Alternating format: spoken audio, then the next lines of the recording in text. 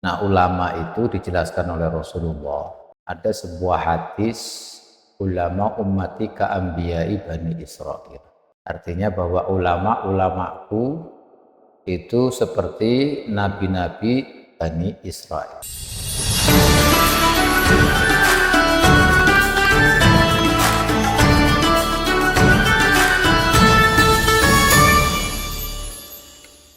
Akhir-akhir ini kita dibingungkan. Kita sebagai orang awam bingung ketika ada perbedaan pendapat atau perbedaan para ulama kita. Ada yang begini, ada yang begitu. Sebenarnya mudah saja. Saya akan menjelaskan tentang bagaimana menyikapi perbedaan para ulama itu. Nah, ulama itu dijelaskan oleh Rasulullah. Ada sebuah hadis, ulama ummati ka ambiyai Bani Israil. Artinya bahwa ulama-ulamaku itu seperti nabi-nabi Bani Israel. Dalam hal ini, nabi-nabi Bani Israel itu macam-macam. Masing-masing punya keistimewaan dan diutus sesuai dengan kondisi, bahasa, dan keadaan yang berbeda-beda dalam satu masa. Seperti Nabi Musa, itu satu kurun dengan Nabi Syuaib, dengan Nabi Harun, dengan Nabi Yusha. Ya. Itu berbeda-beda. Nabi Musa di Mesir, Nabi Syuaib di Madian. Ini berbeda, tetapi sama-sama menjadi nabi, sama-sama menjadi rasul. Begitu juga kurun setelahnya Nabi Isa alaihi salam, Nabi Yahya, Nabi Zakaria itu di Palestina. Itu masing-masing ya dalam keadaannya masing-masing. Dan ini sesuai dengan firman Allah, a'udzubillahi minasyaitonirrajim, wa ma arsalna mir rasulin illa bilisani qaumihi liyubayyina lahum fayudillu man yasha wa yahdi man yasha wa huwal azizul hakim. Nah, ini kita harus tahu bahwa hal-hal yang seperti itu, kalau seandainya di antara para ulama itu berbeda pendapat, maka ya karena ulama itu kedudukannya seperti ulama Bani Israel, nabi-nabi Bani Israel, ya masing-masing punya sandaran, masing-masing punya perbedaan sesuai dengan karakternya. Karena nabi-nabi dahulu seperti itu. Oleh karena itu dalam sebuah hadis dijelaskan, man yuridillahu bi khairan yufaqihu fiddin. Wa inna ma'ana qasim wallahu yu'ti. Barang siapa yang dikehendaki oleh Allah baik, maka orang itu akan diberi kepahaman tentang dalam bidang agama. Adapun saya, kata Rasulullah, hanya membagi ilmu, membagi kepahaman itu. Sedangkan Allah yang memberi. Nah, dari sini kita harus tahu bahwa ilmu yang didapatkan oleh para ulama adalah mereka mendapatkan bagian dari hasil pembagian Nabi. Jadi mereka menerima ilmu itu hakikatnya diberi oleh Nabi SAW. Karena dikasih bagian oleh Rasulullah. Oleh karena Rasulullah menjelaskan tadi bahwa ulama-ulama umatnya itu laksana nabi-nabi Bani Israel, maka Rasulullah membagi ilmunya kepada siapa saja, sesuai dengan karakternya, sesuai dengan kondisinya masing-masing, atau dengan bahasanya masing-masing.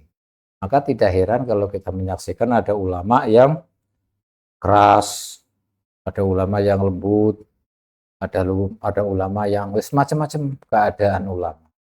Karena memang ternyata Rasulullah SAW sudah menjelaskan ulama ummati ka ambiyai Bani Israil. Dalam hadis lain juga disebutkan al-ulama warasatul anbiya. Ulama itu pewaris para nabi. Katanya kalimatnya itu warasatul anbiya, bukan warasatul Rasul sallallahu alaihi wasallam. Tapi pewaris para nabi-nabi. Artinya berarti keadaan para ulama itu berbeda-beda. Ada yang keras, ada yang begini, ada yang begitu. Seperti Nabi Harun dengan Nabi Musa. Nabi Musa keras karakternya. Ya kan? Nabi Harun agak lembut.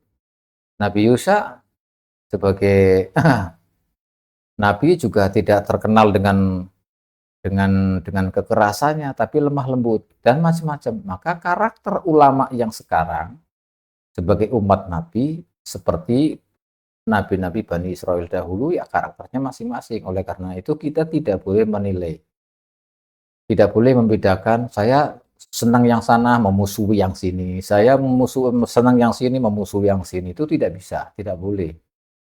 Karena kita harus tahu kedudukan para ulama tadi. Makanya dalam ayat itu dijelaskan la nufarriqu baina ahadin minhum wa nahnu lahu muslimun. Kita tidak boleh membeda-bedakan antara para rasul, para nabi. Nah, sekarang ya kita tidak boleh membeda-bedakan para wali, para ulama. Karena ulama masing-masing membawa panji Islam sebagai penerus Rasulullah, sebagai orang yang mendapatkan bagian dari pembagian Rasulullah Shallallahu Alaihi Wasallam.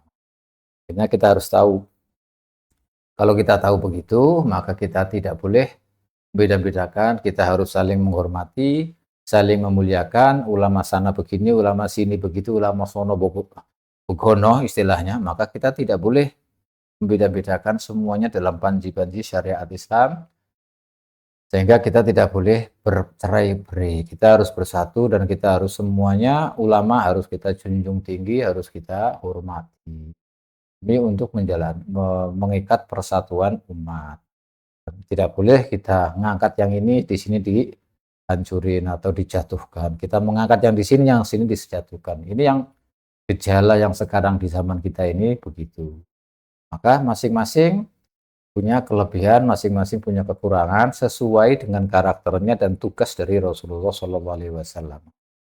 Bagaimana? Nah, mereka lah yang menyampaikan. Ini harus kita mengerti supaya kita tidak bingung.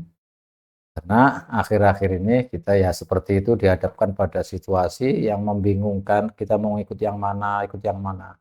Jadi selama ulama itu tidak melanggar syariat agama, maka kita harus mengikutnya semampunya. Kalau kita tidak mampu, tidak bisa, ya kita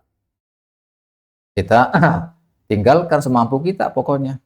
La nukallifullahu nafsan illa usaha. La yukallifullahu nafsan illa usaha.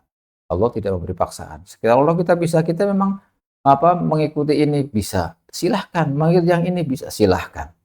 Tapi jangan saling bermusuhan.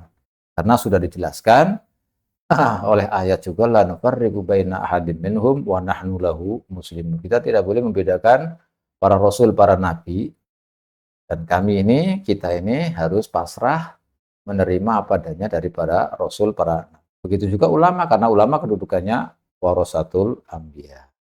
Kalimat anbiya itu tadi saya sebutkan, anbiya itu bentuk jamak nabi-nabi. Nabi-nabi artinya nabi-nabi dahulu, ya termasuk Nabi Rasulullah SAW. Hanya saja Rasulullah itu insanul kamil yang tidak bisa orang menirukan secara 100% Rasulullah, tidak mungkin bisa. Hanya beberapa persen saja karena insanul kamil. Oleh karena itu Rasulullah menggambarkannya adalah seperti nabi-nabi. Nabi-nabi pada zaman Nabi Isa. Jadi kedudukan ulama itu seperti itu, sehingga kita tidak perlu bingung. Jangan berserai-berai, jangan saling bermusuhan, kita tetap menjaga persatuan, kita menjalin ukhuwah Islamiyah, kita semuanya saudara, tidak boleh saling bermusuhan. Demikian, mudah-mudahan bisa bermanfaat, dan dengan sekelumit yang saya sampaikan mudah-mudahan ini sebagai jalan penerang bagi kita, sehingga kita dijadikan oleh Allah orang yang beruntung, orang yang bahagia di dunia ini sampai di akhirat nanti. Amin ya rabbal alamin. Wallahu a'lam bishawab.